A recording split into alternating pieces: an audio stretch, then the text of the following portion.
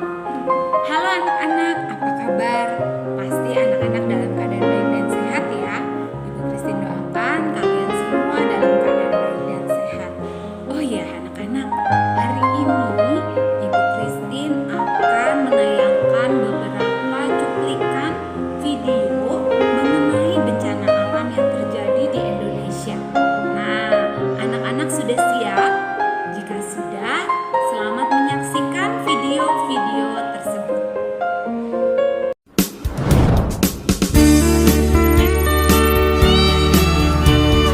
Gempa bumi jadi tsunami, kebakaran hingga banjir bandang. Pikirkan keselamatan untuk diri juga keluarga.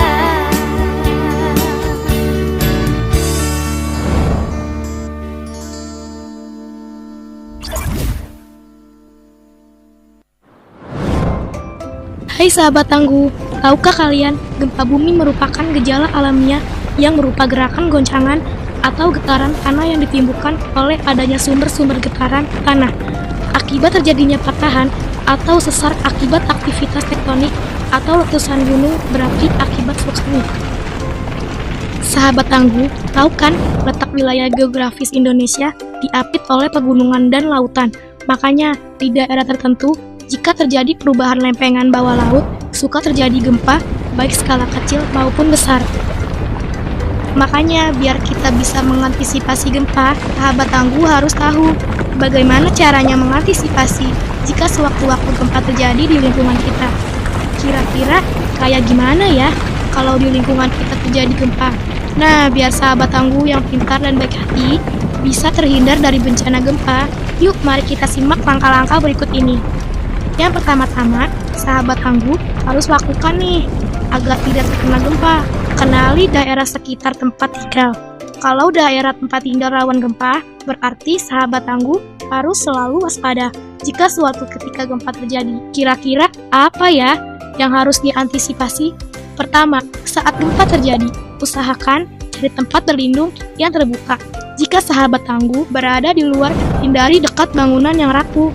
Jika di dalam rumah, masuklah ke bawah meja untuk melindungi tubuh dari jatuhan benda-benda serta lindungi kepala dengan bantal.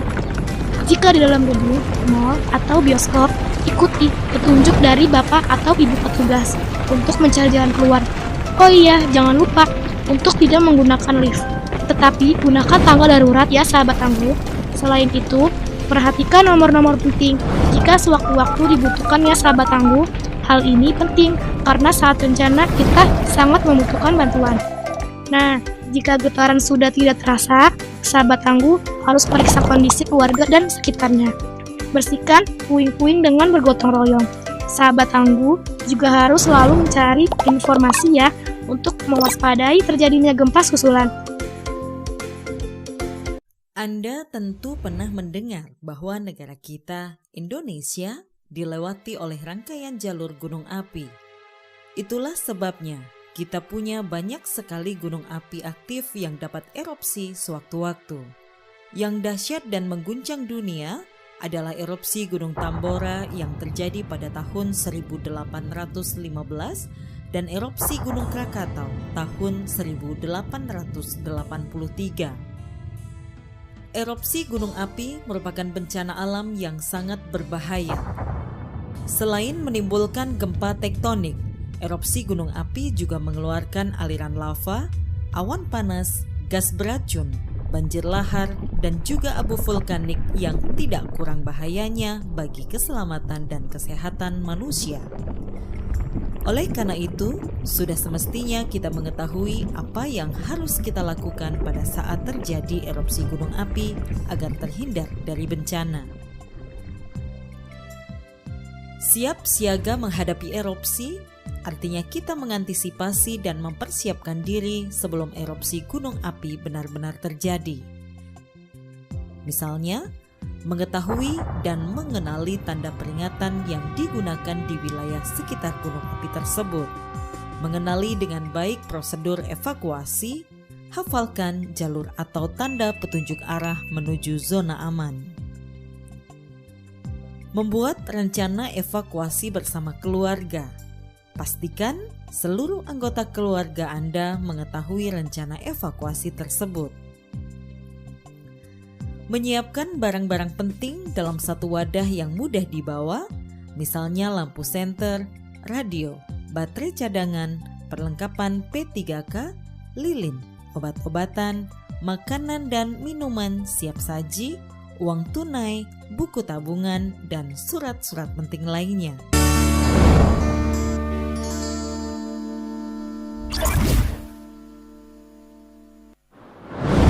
Sahabat Tangguh, bencana tsunami di Indonesia sudah bukan hal aneh. Sejak peristiwa di Aceh, satu persatu bencana tsunami datang menghampiri, terutama masyarakat pesisir pantai seperti di Pangandaran, Jawa Barat, dan di tahun 2019, yakni di Selat Sunda, kawasan Pantai Anyer, Carita, Banten. Sahabat Tangguh harus tahu nih apa itu tsunami. Tsunami dapat diartikan sebagai gelombang laut yang disebabkan oleh gempa bumi dengan pusat di bawah laut. Nah, sahabat Tangguh yang tinggal di sekitar kawasan pesisir pantai, tentu saja khawatir ya jika seketika tsunami datang menghampiri. Karena itu, sebagai langkah antisipasi, kita wajib tahu bagaimana langkah-langkah penyelamatan saat tsunami datang.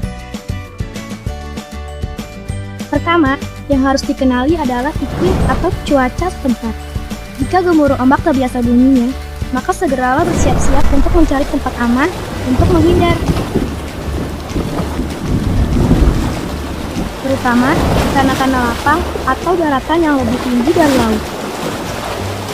Sebelum tsunami datang, biasanya ada getaran gempa yang diakibatkan dari pergeseran lempengan di bawah laut. Penyebab dari tsunami yaitu karena adanya runtuhan di pantai atau karena letusan gunung api di laut. Nah, jika ada gempa tak wajar, maka segeralah bersiap untuk menyelamatkan diri.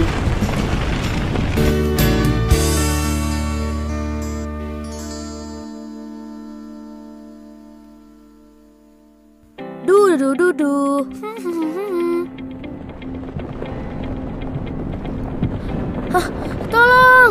Tolong!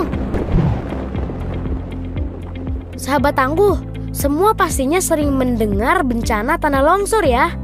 Jika terjadi tanah longsor, dampaknya berbahaya loh. Tanah longsor bukan saja bisa menimbun dan meruntuhkan permukiman, tapi jika kita terkena tanah longsor, bisa berakibat fatal. Selain bisa luka berat, kita bisa kehilangan nyawa juga loh. Nah, makanya supaya kita terhindar dari bencana tanah longsor, mending sejak dini kita waspada ya. Salah satu caranya yaitu dengan mengenali seperti apa sih gejala tanah longsor. Berikut ini rangkumannya. Secara umum, tanah longsor merupakan salah satu bencana alam yang sering terjadi di kawasan Indonesia. Bencana ini biasanya sering terjadi di daerah pegunungan, bukit, lereng yang curam, maupun tebing. Tapi tak jarang juga tanah longsor terjadi di lahan pertanian dan perkebunan yang posisinya terletak di tanah miring. Sahabat Tangguh, apa sih pemicu terjadinya longsor? Berikut beberapa kondisi wilayah dan peristiwa yang rentan terjadi tanah longsor. Pertama, tingginya curah hujan. Kedua, erosi tanah. Ketiga, lereng tebing yang terjal. Keempat, terjadinya getaran atau bisa kita kenal gempa, baik skala kecil maupun besar. Kelima, hutan gundul. Keenam, ada lahan pertanian di lereng. Nah, sekarang yuk kita kenali tanda-tanda akan terjadinya tanah longsor. Sehabis hujan, tampak ada retakan pada lereng, kerikil berjatuhan, tebing terlihat kurang kokoh atau rapuh. Genangan air saat musim hujan akan lenyap tiba-tiba saat akan terjadi longsor. Tiba-tiba timbul mata air baru. Pintu maupun jendela sukar terbuka. Pepohonan tampak miring, lingkungan sekitar rumah mendadak ambles. Sahabat Tangguh, hal apa saja sih yang harus kita lakukan agar terhindar dari dampak bahaya tanah longsor? Simak tipsnya ya sahabat. Hindari membangun rumah di bawah atau dekat tebing. Buatlah sengkedan atau terasiring di lereng terjal kalau membangun pemukiman di daerah tersebut. Hindari untuk membuat kolam atau perkebunan di lereng yang dekat dengan pemukiman warga.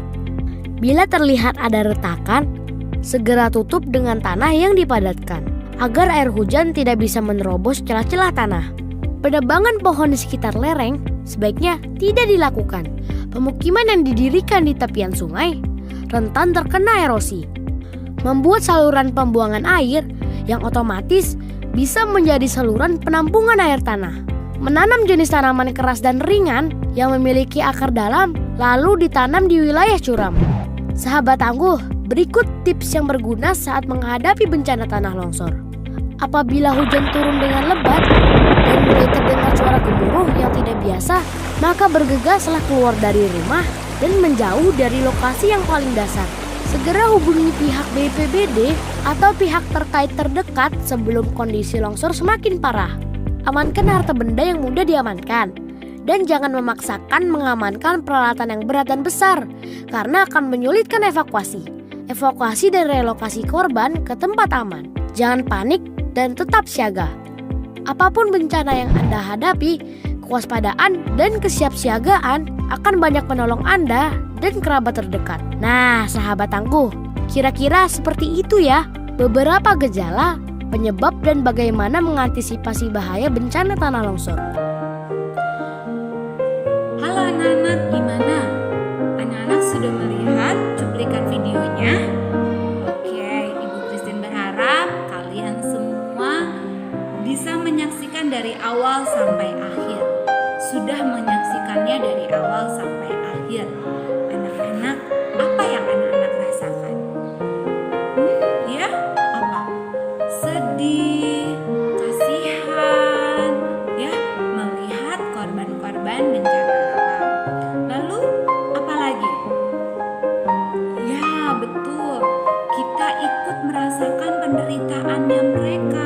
Nah, ikut merasakan penderitaan itu namanya adalah empati. Nah, ya, namanya empati. Kita berempati, ikut merasakan penderitaan orang, ikut merasakan seperti orang-orang yang terkena bencana. Nah, anak-anak, ketika kita melihat ada saudara-saudara kita yang terkena bencana, nah, apa yang kalian sudah lakukan? Ya, anak-anak, kita bisa dengan berdoa, ya, kita mendoakan saudara-saudara kita yang terkena bencana. Bu Christine, saya mau menyumbang. Bisa. Jika kita memiliki uang yang berlebih atau memiliki berkat banyak, boleh anak-anak menyumbang. Nah, sumbangannya macam-macam ya. Kemarin kalian kita sudah belajar. Ada yang pakaian, layak pakai, susu, selimut, obat-obatan, ya. Itu juga bisa kita berikan. Tapi anak-anak yang tadi Ibu Christine sudah katakan, berdoa kepada Tuhan, ya, mendoakan saudara-saudara kita yang terkena bencana pun kita sudah berempati, ya. Kita malah kita berdoa supaya mereka diberikan kekuatan dalam menghadapi bencana tersebut.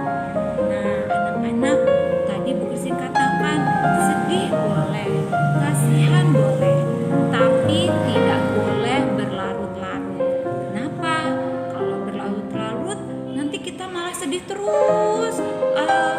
Nanti malah kita tidak bisa berpikir dengan jernih. Nah, sedih boleh, takut boleh, tapi tetap kita harus selalu waspada dan tetap juga tidak boleh berlama-lama sedih dan paniknya, ya. Tetap kita harus berpikir dengan jernih. Baik anak-anak, sekarang kita akhiri pertemuan kita hari ini. Sampai bertemu di video pembelajaran selanjutnya. Tetap semangat ya, walaupun anak-anak belajar di rumah.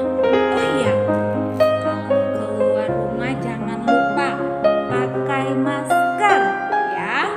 Lalu cuci tangan di air yang mengalir. Selalu jaga protokol kesehatan dimanapun kalian berada. Oh iya, tetap jaga jarak ya. Ingat, jaga jarak juga bisa mengurangi